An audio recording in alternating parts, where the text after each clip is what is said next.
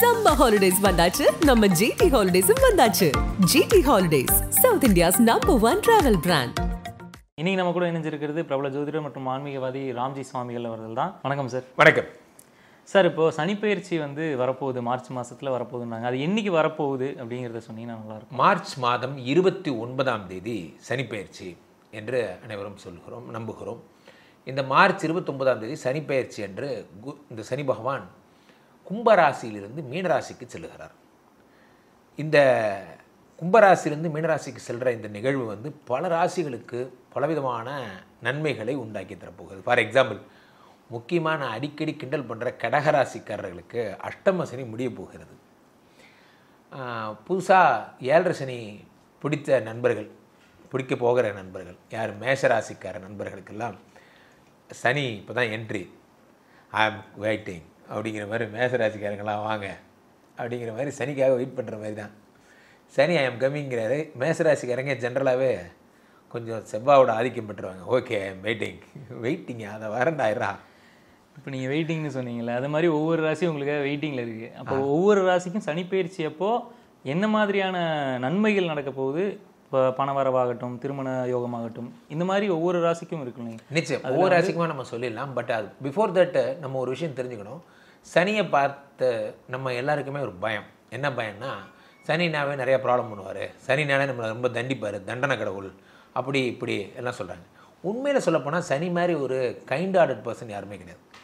சனி பக்கா ஷாப்லூர் பர்சன். சனி ஒரு பக்கா ஷாப்லூர் பர்சன். அவருக்கு இந்த படம் போடுற வேலைலாம் பிடிக்காது. ஒரு மேனேஜ்மெண்ட் இருக்காங்கன்னா, நம்ம தம்பி இப்போது டெக்னிக்கலாக ஃபீல்டில் இருக்கார், இவருக்கு தெரிஞ்ச நாலேஜ் அப்படிங்கிறது இவர் எக்ஸ்போஸ் பண்ணுற ஆஃபீஸில் இருக்கவங்கள விட அதிகமாக இருக்கும். காரணம் என்னென்னா, ஃபீல்டில் இருக்கிறவங்களுக்கு தான் என்றைக்குமே தெரியும். அதான் மக்கள் கருத்து கேட்குறது கூட.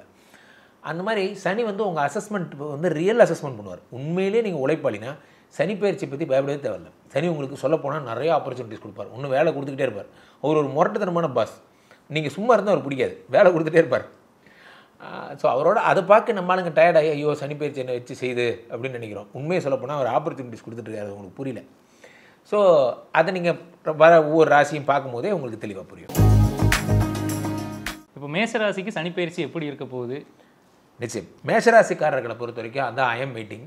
நீங்கள் 12ஆம் வீட்டில் சனி பகவான் வருகிறார். 12ஆம் வீட்டிற்கு சனி பகவான் வருவது 7.5 சனியினுடைய துவக்கம் என்பதாக கருதப்படுகிறது. 12ஆம் வீட்டில் 12ஆம் வீடுங்கிறது என்னென்னா விரயஸ்தானம் என்று பொருள். இதில் ஒவ்வொரு கிரகங்கள் வரும்பொழுது ஒவ்வொரு விதமான பலன்கள் நடக்கும். இப்போது குரு 12ஆம் வீட்டிற்கு வந்தார்னா மோட்சஸ்தானம் அப்படிங்கிற மாதிரி ஞானத்தை கொடுத்துட்டு போடுவார். இப்போ சனி 12ஆம் வீட்டிற்கு வரும்பொழுது என்ன தருகிறார் என்றால், ₹1 வேல்யூ என்னங்கிறத உங்களுக்கு புரிய வைப்பார். நான் நிறைய சேனல்ஸில் சொல்லிட்டு இருக்கேன். இந்த ஆன்லைனில் பர்ச்சேஸ் பண்ணுறவங்க நம்ம இதெல்லாம் ஜென்ரல் மாதிரி ஆயிடுச்சு. இப்போ நம்ம லைஃப் ஸ்டைலே பார்த்திங்கன்னா ஏசி இல்லாமல் நம்ம இருக்க மாட்டேங்கிறோம். லைஃப் ஸ்டைலே பார்த்திங்கன்னா ரொம்ப ரிச்சான ஒரு லைஃப் ஸ்டைலில் நம்ம வாழ்ந்துட்டுருக்கோம். ஆனால் நம்ம அதுக்கு இஎம்ஐ கட்டி தான் நம்ம ஒன்றுத்துக்கும் போராடுறோம் அப்படிங்கிறத மறந்துட்டு பான் வித் சில்வர் ஸ்பூன் லெவலில் வந்துட்டோம். இன்னும் பான் வித் கோல்டன் ஸ்பூன் லெவலில் நம்ம திங்க் பண்ணிக்கிறோம். அவ்வளோ பெரிய ஆள்லாம் இங்கே ஒன்றும் கிடையாது. நம்ம ரொம்ப சாதாரண ஆட்கள் தான். ஆனால் நமக்கு நம்மளே அப்படி நினச்சிக்கிறோம். ஸோ அது எல்லாத்தையும் மாற்றுறது. சில பேர் ஜெயில் வாசம், சிறைவாசம்லாம் வருமானலாம் கேட்குறாங்க மேஷராசிக்காரர்கள். அதை பற்றிலாம் நீங்கள் ஏன் கவலைப்படுறீங்க? அதாவது திருட்டு போய் கவலைப்படணும். ஒன்று நல்லா புரிஞ்சிங்க.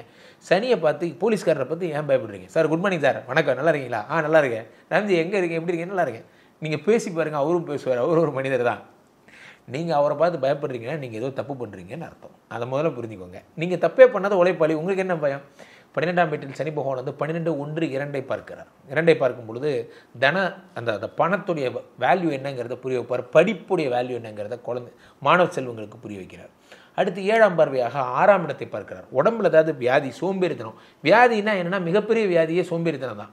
நம்ம உடம்புல இருக்கிற சோம்பேறித்தனத்தை முதல்ல துரத்தி விடுறார். காலையில் எந்திரிச்சதுலேருந்து குச்சி வச்சுட்டு ரிங் மாஸ்டர் மாதிரி பின்னாடி நிற்பார். ரன் ரன் ரன் ரன், எந்திரிச்சியா 6:15 7 மணிக்கு ஓடு ஓடு ஓடு ஓட வச்சுட்டே இருப்பார். ஒரு கட்டத்தில் நீங்கள் சனி இல்லாமல் போர் அடிக்கும் உங்களுக்கு.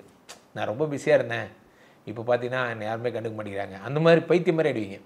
ஸோ அந்த 12ஆம் வீட்டில் இருக்கக்கூடிய சனி பகவான் அடுத்து 10ஆம் பார்வையாகவும் 9ஆம் இடமாகப்பட்ட அதிர்ஷ்டத்தை பார்க்குறாரு. பெரிய பெரிய அதிர்ஷ்டங்கள்லாம் கிடைக்க போகுது. அந்த ஆறுகள் தாண்டி செல்வது, அட்லீஸ்ட் கடல் தாண்ட முடியலனாலும் கர்நாடகா வரைக்கும் போது போகலாமா அப்படிங்கிற மாதிரி. ஸோ தூரதேசம் கிடைக்கிறதுனாலும் தெலுங்கானா வரைக்கும் போகலாமா அப்படிங்கிற மாதிரி, ஏதாவது ஆறுகளாக தாண்டலாமா போன்ற விஷயங்கள் எல்லாம் இந்த சனி பகவான் உங்களுக்கு தருகிறார்.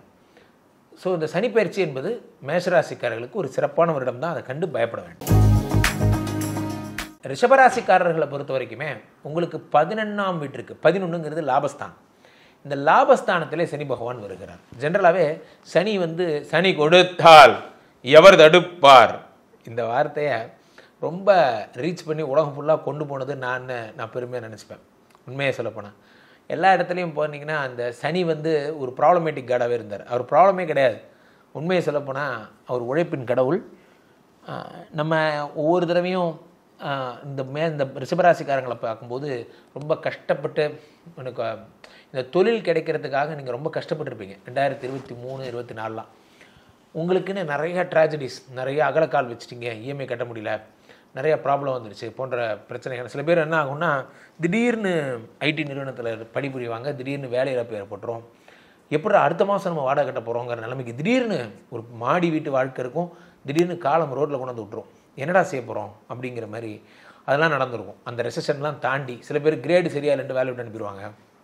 என்ன பண்ணுறதுன்னு தெரியாமல் இவங்களுக்கு அது ஒரு ஆக்டிவிட்டி. ஆனால் நம்மளை பொறுத்த வரைக்கும் அதை நம்பி ஒரு குடும்பம் இருக்குது. அது இவங்களுக்கு நிறைய பேருக்கு புரியறதில்லை. ஸோ அப்போது இந்த சனி பகவான் 11ஆம் வீட்டில் வரும்பொழுது லாபஸ்தானத்தில் அமருகிறார். லாபத்தில் இருக்கும் சனி 11, 12, 1 அப்போது உடம்பை பார்க்குறார். நான் ஃபஸ்ட்டே சொன்ன மாதிரி run run run run run குச்சி வச்சு அடிப்பார். அடுத்து 11 இருக்கக்கூடிய சனி பகவான் உங்களுடைய 5ஆம் வீட்டை பார்க்கிறார். 5ஆம் வீடு என்பது நம்மளுடைய குழந்தை ஸ்தானம். ரொம்ப வருஷமாக கல்யாணம் பண்ண குறித்து எனக்கு ஒரு குழந்தை மட்டும் கிடைக்க மாட்டேங்குது, கவலையே படாதீங்க, உங்களுக்கு தான் குழந்தை. நிச்சயம் உங்களுக்கு ஒரு மகப்பேறு, ஒரு ஆண் குழந்தை, இந்த மாதிரியான குழந்தை கிடைக்கிறதுக்கு வாய்ப்பு இருக்குது. சனி பகவான் அடுத்து உங்களுக்கு 10ஆம் பார்வையாக 8ஆம் இடத்தை பார்க்கிறார். 8ஆம் இடம் என்பது மாங்கல்யஸ்தானம், 8ஆம் இடம் என்பது ஆயுள் பாவம், 8ஆம் இடம் என்பது நீங்கள் ரொம்ப அசஸ்மெண்ட்டு, ஏதாவது ஒரு இது சேர்த்துறீங்க, பணம் சேர்த்துறீங்க, புகழ் சேர்த்துறீங்க, உங்களுடைய நிலை சொத்துக்கள்னு சொல்லுவாங்க இல்லையா, அந்த நிலை சொத்துக்கள்லாம் நீங்கள் நிறையா வாங்குகிற டைம், எல்ஐசி, ப்ராவிடென்ட் ஃபண்டு இதெல்லாம் போடுறது. ஆஃப்டர் 40 இயர்ஸ் என்ன பண்ண போகிறோம் அப்படிங்கிறது அதெல்லாம் ஒன்றும் சார். நல்லா கல்ல மாதிரி இருப்பேன் தெரியும்ல, பார்த்தேன்.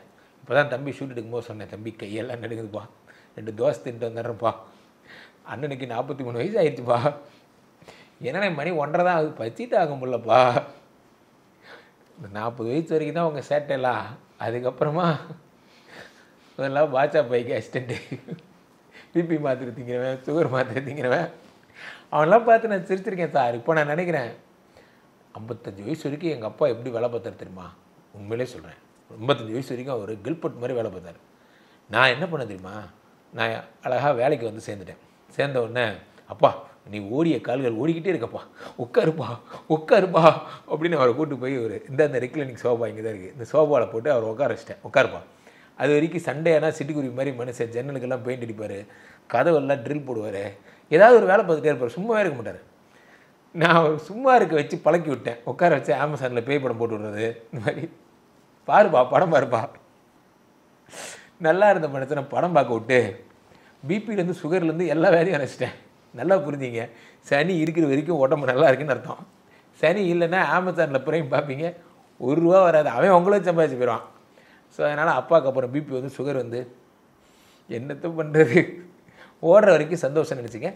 ரிஷபராசிக்காரர்கள் இருக்கும்பொழுதே, பணம் இருக்கும்போதே சேர்த்து வச்சுக்கோங்க. ஏதாவது காப்பீடு, இன்சூரன்ஸ்லாம் போட்டு வச்சுக்கிறது நல்லது. ஸோ அது நோக்கிய டைரக்ஷன் தான் பண்ணுவீங்க. இனிமே தான் மெச்சூரிட்டி வரப்போகுது. What is maturity? இது வரைக்கும் நம்ம பிடுங்கின ஆணி எல்லாமே தேவையில்லாத ஆணிங்கிறது என்னைக்கு புரிஞ்சுக்கிறீங்களோ அன்றைக்கி உங்களுக்கு மெச்சூரிட்டி வந்துருச்சுன்னு அர்த்தம். கண்டிப்பாக கடினமான சூழலெல்லாம் கடந்து போகிறதுக்கு ரிஷபராசிக்கு இது ஒரு நல்ல காலமாக இருக்குன்னு சொல்லியிருக்கீங்க. மிதுனத்துக்கு சனிப்பெயர்ச்சி எப்படி இருக்க போகுது? மிதுன ராசிக்காரர்களை பொறுத்த வரைக்குமே சனிப்பெயர்ச்சி 10ஆம் வீட்டிலே சனி வருகிறார். 10லே ஒரு பாவி இருந்தால் அரசனை போல் யோகம் உண்டு. 10லே சனி பகவான் வரும்பொழுது அரசனை மாதிரி, ராஜா மாதிரி வச்சுருப்பார், சூப்பராக வச்சுருப்பார். உண்மையிலே என்றைக்குமே சார் சனி மாதிரி ஆளுங்களை நம்பிடலாம், இந்த குரு மாதிரி ஆளுங்களை தான் நம்ப முடியாது. இந்த குருட்டெலாம் போய் பார்த்தீங்கன்னா 2 பாஸ் இருக்காங்க. சில பாஸ் ரொம்ப திட்டுவாங்க, ஆனால் கரெக்டாக சொல்லுவாங்க, ஏய் உனக்கு என்னடா வேணும், இந்த வருஷம் உனக்கு ப்ரொமோஷன் நான் பார்த்துனோடு, நான் பார்த்துக்கிறேன் என்னடா அப்படின்ட்டு அவர் உண்மையிலே செஞ்சுட்டு தான் போவார். அவர் பேர் கெட்டாலும் பரவாயில்ல செய்வார். நல்ல பாஸ். என்ன கொஞ்சம் முரட்டுத்தனமான பாஸ், கோவக்கார பாஸ். சில பாஸ் இருக்காங்க, உங்களுக்கு கொடுக்காம முடியுமா அப்படிவாங்க.